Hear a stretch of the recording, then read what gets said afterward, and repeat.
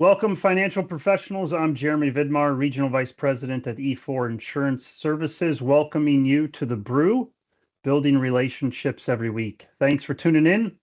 For those of you joining the Brew for the first time, welcome. We like to start the Brewcast by celebrating today's national days. So today's national day is Bluebird of Happiness Day, National Horchata Day, or Horchata, however you say that, National Punctuation Day. So I have no idea how to connect all three of these, but those are the days of the week. Today we're finishing up September's life insurance awareness lineup. I am joined by Rod Crandall, Regional Vice President here at E4, to discuss stronger conversations and how they lead to results and show you how to engage and guide your clients forward with confidence. Rod, thank you for joining us. Oh, happy to be here, man. I'm pretty sure the more horchata you have, the less pronunciation occurs. Is that how that works? So you probably don't care how it sounds at that point. Could be. Well, yeah, Rod, I appreciate you joining us for this. You are kind of our resident wordsmith, I would say, but I think more important than that, you're a guy who cares about people, and you care about bringing conversations around to what's really important. So, Rod, I guess first off, why don't you just tell us a bit about your background and how you kind of got into the insurance business, and just tell us a little bit about what's important about you. Yeah, for sure. Thanks. I'll keep that brief. I've been in business about 25 years here. I started my first 5 years with Northwestern Mutual, dialing for dollars. I found that that was very difficult. I effectively did not do well in that system. And so I transitioned in May of 2000 to supporting wealth advisors and their best clients. And so since 2000, what I've done is I've been able to work with and help over 200 wealth advisors intentionally integrate insurance into their financial planning practice. And so if you think about what it is that I sell, I really sell that intentionality. And I know we're going to talk more about it today, but in order to be intentional, the words that we say matter a lot. And so we really have to understand how to appropriately have conversations that are going to be meaningful to clients. And so when I made that change, Jeremy, as I've shared with you, that really changed my life and it changed my career. And it allowed me to spend a lot more of my time really helping clients as opposed to trying to get in front of clients, right? And so I routinely get somewhere between 100 to 120 referrals each year from the wealth advisors that I support. And then we do most of that work on a joint work basis. So not only am I helping them identify the opportunities and position them, but then ultimately helping them implement them. So most of my work is really taking the lead all the way from the beginning, all the way through underwriting with the advisors that I work with. Yeah. No, you're kind of a unique in E4 in that you really are doing a lot of joint work and you're really having the conversations with the clients. And I mean, one of the things you've instilled in us is just how important it is to have better conversations around insurance planning. And I know you've had an unfortunately, the story of your mom passing away and how you've learned so much through that process. So would you mind just kind of sharing with us a little bit about that and what your views or thoughts are on that? Yeah, so it's wild. I said I was in business 25 years, but 7 years ago on Labor Day, my mother accidentally drowned. And that's a sad story that I'll save for another time. But when she drowned, what I really understood was that the business that I'm in is the answer business. Okay. And what I understood was that clients don't need insurance, they need answers. And relative to my mom, what we realized is that there's probably 4 things that we need to know when death occurs. Number one, I had to look at my stepfather and I had to answer the question, is he going to be okay?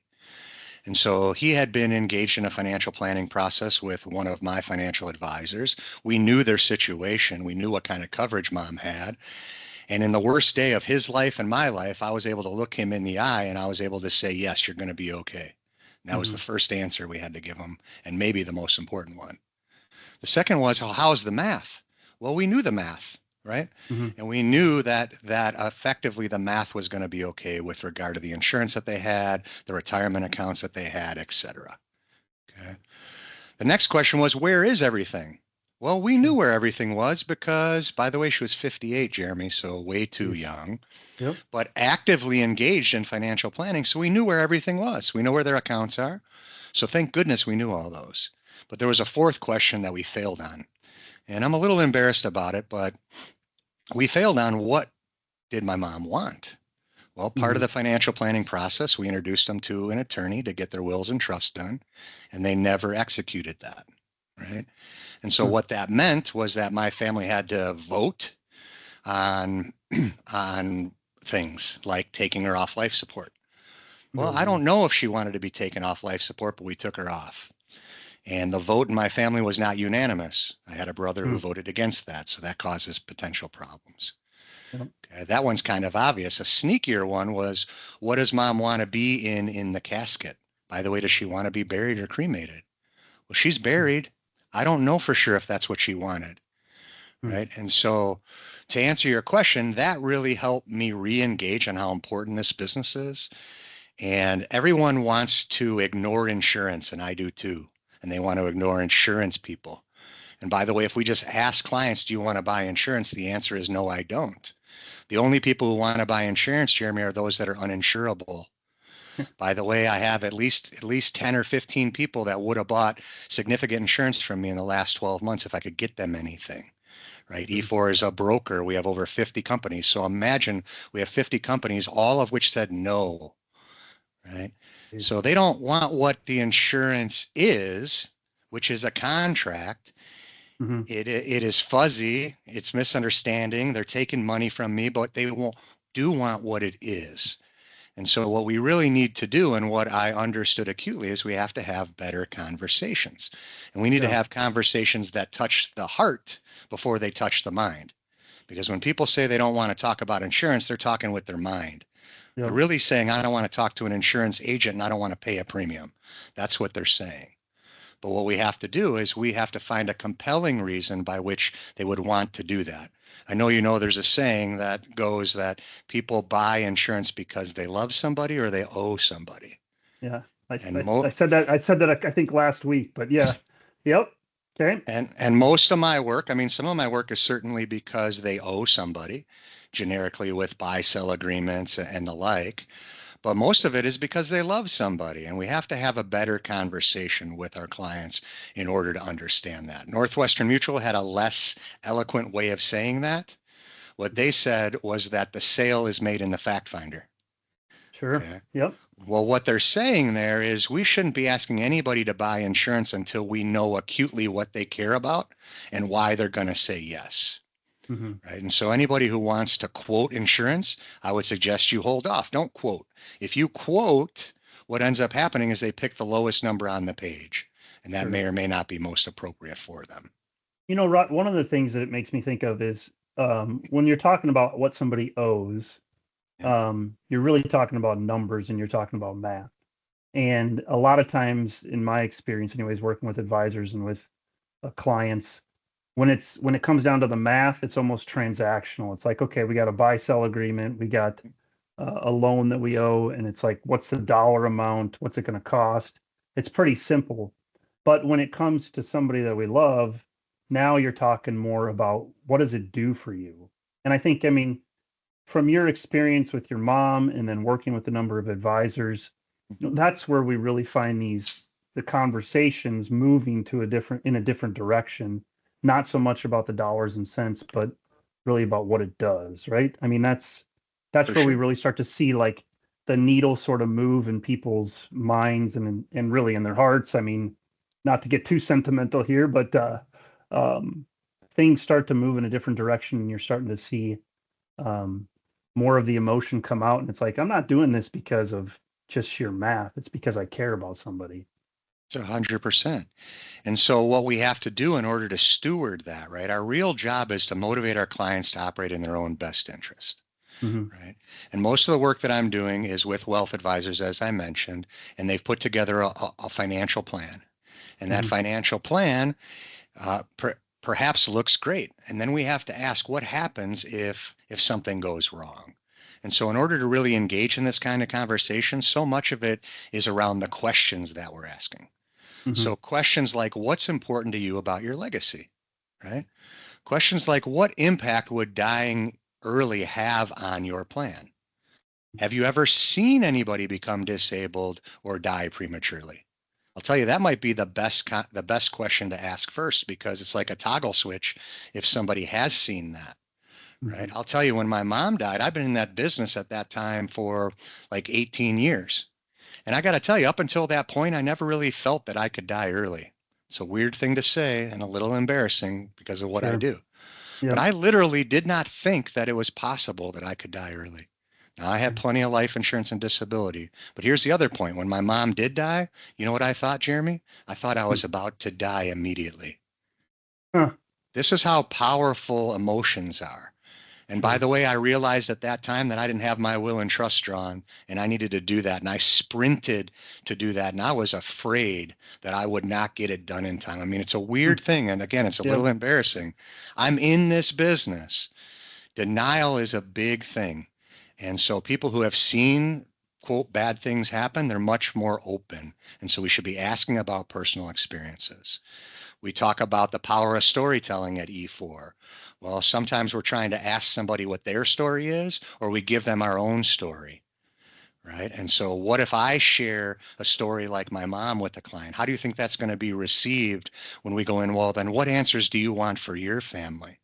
Sure. Right? We're having an emotionally intelligent conversation instead of just looking at the math. So you touch the heart and then you touch the mind and you show them the smartest way to put that together. Okay. Like it brings me to a point, like a lot of times when you're working with advisors or clients, one of the questions I get very often is how much coverage do I need? Right? They want the math. Yeah. I mean, what I hear you saying is really what kind of deeper conversations can you have with them where you're, of course, the math is going to come in at some point. We're going to have to settle on an amount, I guess. But having these conversations, you know, what's important about leaving about your legacy? What's the impact that it's going to have on those that are closest to you if something were to happen? Like those are those are conversations. I mean, how would you say you get from, or what's the importance of going from those conversations to the math at Mhm. some point, Sure. but you've set it up in a way that it isn't just about the math. Correct. Yeah, it's good. I mean, it's a little bit of the art. So when someone asks me how much life insurance do you need, I tell them zero. Yeah, What? yeah, I tell them zero. I say, Jeremy, nobody needs life insurance. What we need is the ability to pay our debts and provide an income. yeah. Okay. The only reason people buy life insurance is because the amount of money that they need to pay off debt and provide income can often be in the millions, and they don't already have millions of dollars in cash. Sure, And so insurance becomes a high leverage tool that allows us to buy dollars for pennies. sure. So first of all, I tell them you do not need any. And then I tell them you're asking for an empirical answer and there is not one. There is no exact right amount of coverage. So with your permission, Mr. and Mrs. Client, let's walk through this a little bit together. Now, as an Mhm. aside, what I want to do is I want to know what they care about. I also want to get agreement on their number. Okay? Mhm. If the number Yeah, we agreed to is 1.2 million, I want to have agreement on that before I quote them. Because if I don't have agreement on the 1.2, they're going to ask me to run quotes for 1.2, 1 million, 750, and 500. yep, And what they're yep. ultimately going to do is they're going to pick the 500. And if they pick the 500, have I done my job to motivate them to operate in their own best interest? So on the worst day of their lives, when the person that they love passed away and we have to say, are they going to be okay? And how's the math? Is the math okay? Right. And so kind of drilling down on that basis. Yeah. I've gotten a lot more comfortable with that later on in my career, and especially after my mom dies, because guess what? Nobody likes to be sold anything. And it used to be really hard for me to do this early on because I would feel like I was just pumping up the death benefit. And I feel like they're looking at me as a salesman. I'm trying to make their need really big. And that made me very uncomfortable. Yeah. Right. But I'm very comfortable today because I just want them to be taken care of. And I often will take off my advisor hat and I'll say, let me just tell you as a brother. So I often take the brother stance or I take the Mhm. son stance. And so I give them a professional opinion and I give them a personal opinion. And then I joke, it's easy for me to spend your money, Jeremy. Nothing's easier in the world, Yeah. right? But what I really want from these clients is I want consideration. I don't want them hiding from this. I want consideration. And if I have their consideration, then I can educate them. So now I have their consideration, and now they've received an education, and then they can ultimately take action. And what I find is most everybody, as we go through that process, they determine, hey, I do need some coverage. I don't want to pay too much. Go, that's okay. You're smart. But we figure out what makes sense, and we can help steward them through that. Yeah. I mean, so, it's like a paradigm shift. It's like a paradigm shift, I think, in the way that we think about it in the industry, because a lot of times it is like most of us, if we've been brought up in the insurance world at all, it's always been a sales sort of focus, almost like a pushing in Yep. some ways. And I think most people think of insurance and they think push. But when we've made this paradigm shift and we're really looking out for what is the bigger picture, what are the things that are really meaningful that we're able to help do for you? I mean, it changes everything, right? Changes It changes. everything. So in your experience and the clients that you visited with, like, what do you see differently when you're having these conversations at the end of it versus, let's say, Rod 20 years ago when you were trying to push the product, let's say, and the responses that you kind of got from people? Well, for sure. I think I'll want to answer that in two different ways. So there's a huge difference by my ability to work with wealth advisors because we have a known client who has a high trust relationship with the advisor, and they have a financial plan that gives us the context. Mhm. And so then they have agreement that they probably need an insurance review and they probably need more insurance. And then our partner, Rod Crandall, is going to help us steward. So right away, when I'm introduced to a client, I already have what I call the trust train in place. Sure. That's fundamentally different than when I used to call that person at night at dinner and say, oh, I'm sorry to interrupt your dinner. Did Joe tell you I'd be giving you a call? Oh, he didn't?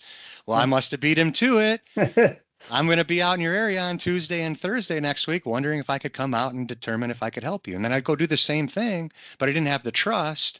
And you know who did have the trust? Their financial advisor. And so they would take the information that I got and they go, you know what, let me talk to my advisor.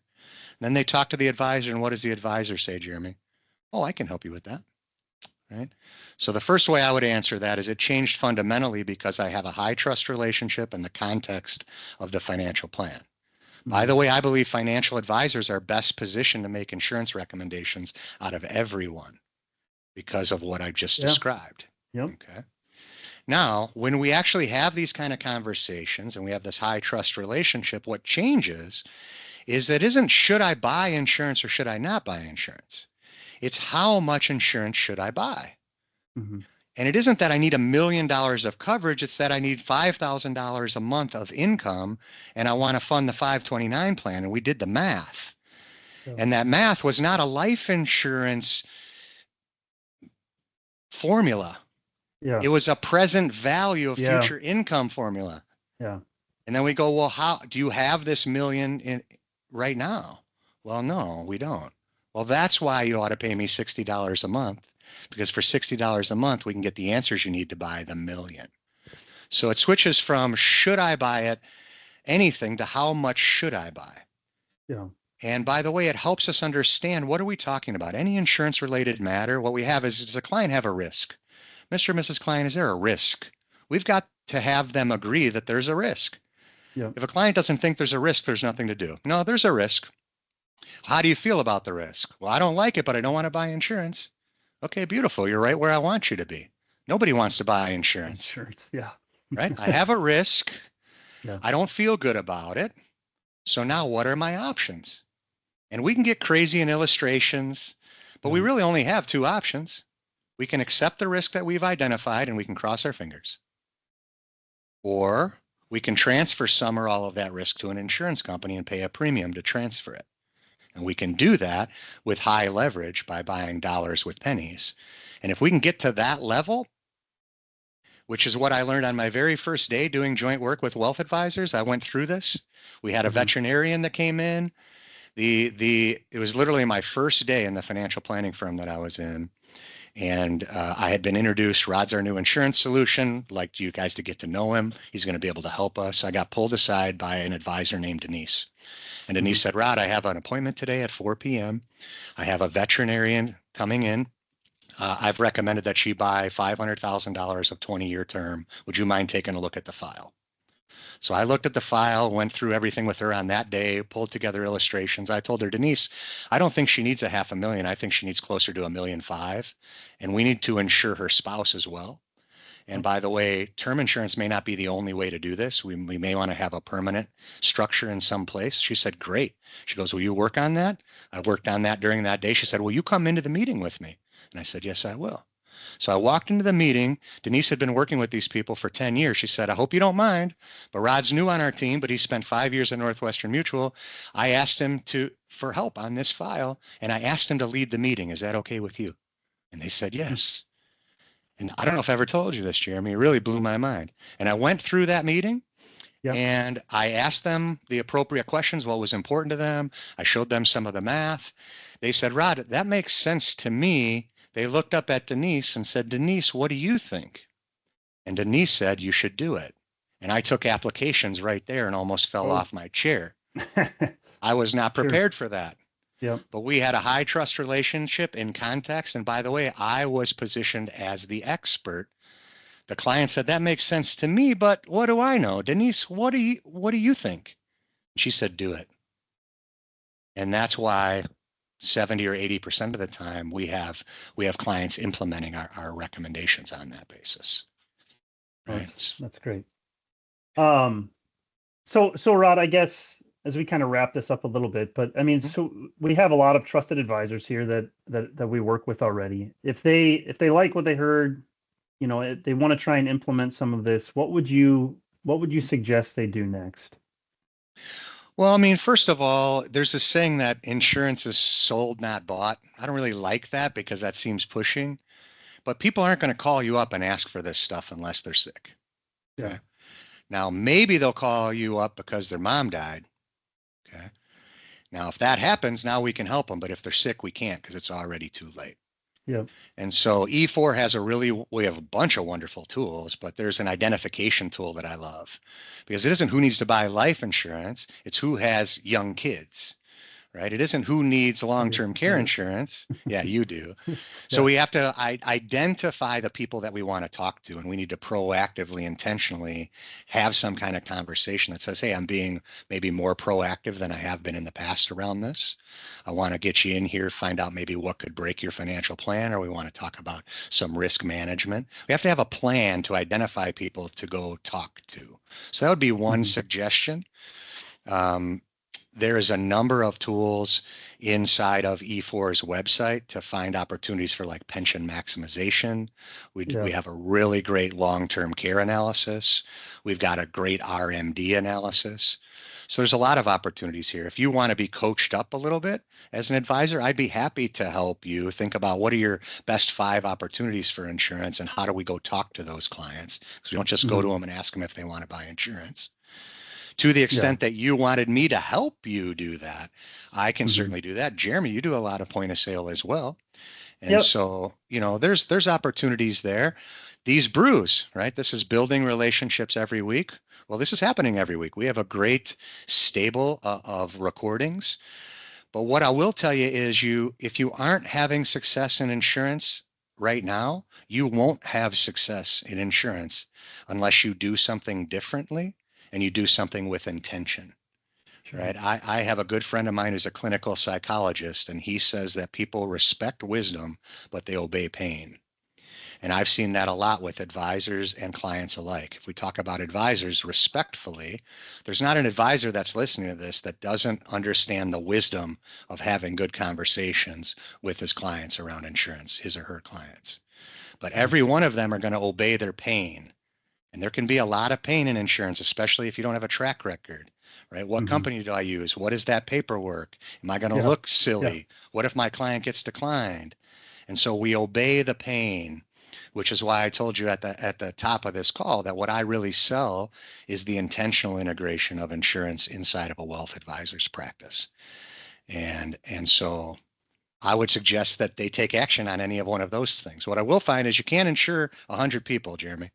You can Yep. insure one. Mm-hmm. And so you got to find one, but one isn't enough. You got to find three. I believe big time in momentum. If you were to find three clients and have three conversations, two of those people are going to say yes and we're going to implement it. And now we're on a momentum train where we can find the next three. Sure. And so I answered that kind of long-winded, but really the direct answer is find three clients to have a conversation with and let me or you help steward that conversation. Yeah, and I think, I mean, just to kind of sum that up, and I mean, correct me if I'm wrong, but it's really the advisors we work with. We have a lot of tools, a lot of resources to help identify opportunities. We already know that there's a relationship of trust that you have with your clients.